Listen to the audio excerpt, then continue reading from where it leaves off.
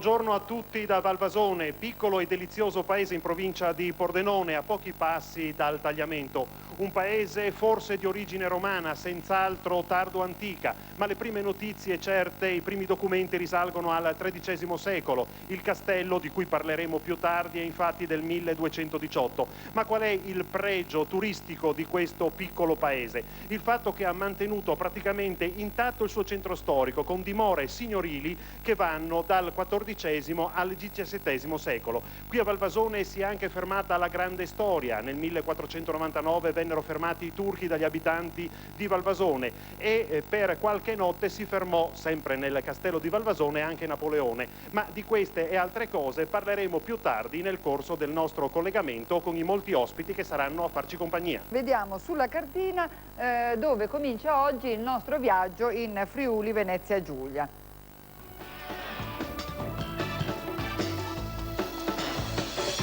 Ecco, comincia a Valvasone. Abbiamo già conosciuto prima del TG Giuseppe Lianni. Ciao Giuseppe. Buongiorno di nuovo a tutti. Com'è la giornata oggi?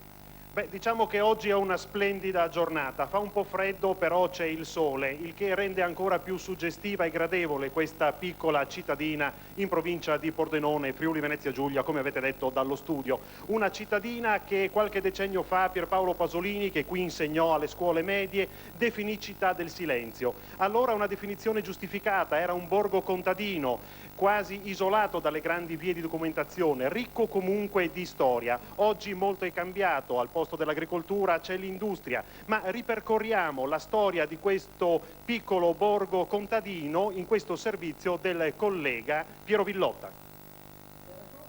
Valvasone è un paese emblematico dell'amore che i friulani hanno per la casa, per le loro contrade, per il recupero delle memorie storiche. È un esempio di ristrutturazioni e restauri fatti rispettando storia, ambiente e abitudini di vita. Situato sulla sponda destra del tagliamento, nel Medioevo fu un presidio importante del Patriarcato di Aquileia, col suo castello che dominava un guado strategico del tagliamento, un guado cui Valvasone deve gran parte della sua storia di Curia Vassallorum sive Valvasorum, da cui il nome attuale. I primi documenti scritti della sua esistenza rimontano al Medioevo, quando il suo castello passò ai signori di Spilimbergo e poi ai conti di Cuccagna. Si sa che nel 1499 sostenne validamente l'ultimo attacco dei turchi al Friuli. Poi, dopo il 600, la lunga decadenza fino a qualche decennio fa, quando nel movimento di generale recupero edilizio provocato dal terremoto del 76, anche a Valvasone emerse una forte volontà di ripristino del patrimonio storico-artistico e anche delle tradizioni popolari. Da allora a Valvasone gran parte delle case, castello compreso, sono sottoposti a restauro o attendono di esserlo. Le tradizioni rivivono anche loro nella grande rievocazione di fine settembre che richiama nel piccolo paese migliaia e migliaia di visitatori.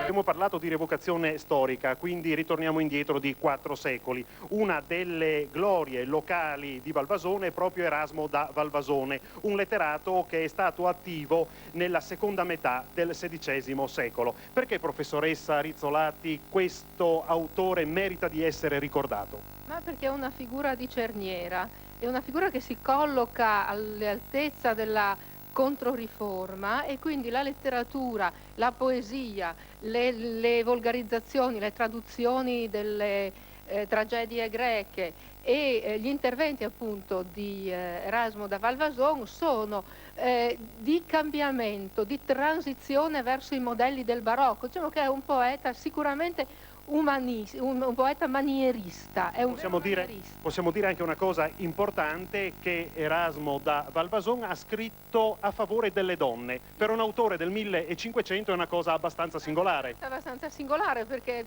era piuttosto una letteratura misogina, insomma, che trionfava in quel periodo. Ha scritto appunto un componimento abbastanza lungo, 225 versi circa, in favore delle donne, certo. Bene, con la professoressa Rizzolatti noi ritorneremo più tardi, adesso invece ci occupiamo di un altro gioiello di questo piccolo paese, di Valvasone. Lo ricordiamo, siamo in provincia di Pordenone. Abbiamo il parroco di Valvasone, Don Domenico Zagner, buongiorno per essere qui con noi, ben arrivato.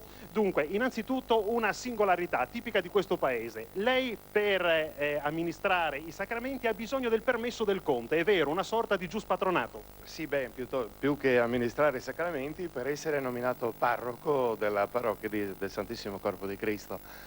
Per un antico diritto, il conte di Valvasone deve dare il benestare e questo diritto è ancora vigente, anche se ridotto, insomma. Però c'è ancora. Ma parliamo adesso del Duomo di Valvasone e soprattutto dello splendido organo del Duomo. Sì, il Duomo è stato costruito tra il 1450 e il 1500 e custodisce un'opera preziosa, cioè un organo 1532-1539. Perfettamente funzionante? Sì, perfettamente funzionante. È l'unica opera superstite dell'arte organaria del Cinquecento, arte organaria veneziana, ed è opera di Vincenzo Colombo.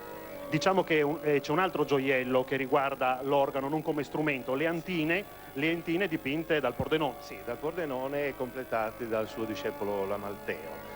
Ecco, il Pordenone proprio in quel periodo lì, tra il 32 e il 39, 500 si intende, morì e le sue opere furono completate dalla scuola, particolarmente dalla Malteo, appunto.